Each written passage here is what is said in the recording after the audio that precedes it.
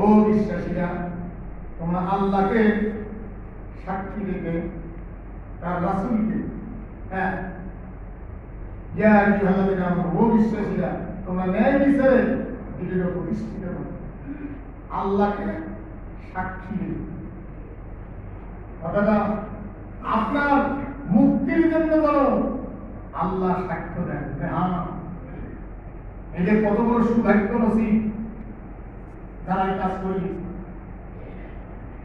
আর যারা হারাম কাজ করছে, মিথ্যা কাজ করছে, নফসের দাসত্ব করেছে, পৃথিবীর স্বার্থকে প্রাধান্য দিয়েছে, আল্লাহর আদর্শকে মূল্য দেয় নাই, এরা কি আল্লাহ সাক্ষী রেখে বলতে পারবে যে আমি তোমার আদর্শ মোতাবেক জীবন যাপন করে আসি?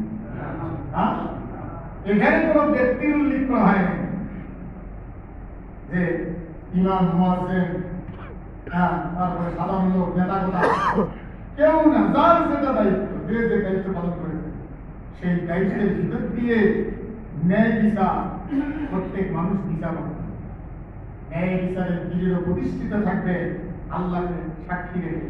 এটা হল সূরা নিসা 135 নম্বর, 5 নম্বর নাম।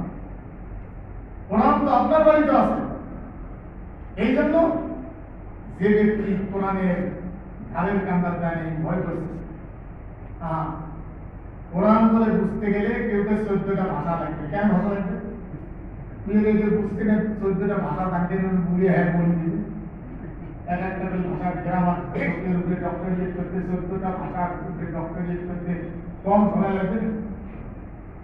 কোরআনের চেয়ে সহজ কোন কিতাব নেই। আরবি ভাষা সবচেয়ে সহজ। একটা ক অক্ষর লিখতে গেলে কয়বার কম জানা নেই, সরেও লিখতে গেলে এইভাবে ঘুরি একবার, এই লিখতে গেলে দিয়ে আর আরবির উপর একটা লিখতে গিয়ে একটা কি হলে সোজা আর হয় না। সেই জন্য আল্লাহ পাক বলেছেন ওয়ালা ইয়াসসারুনাল কুরআনা লিযিকরি ফাহাল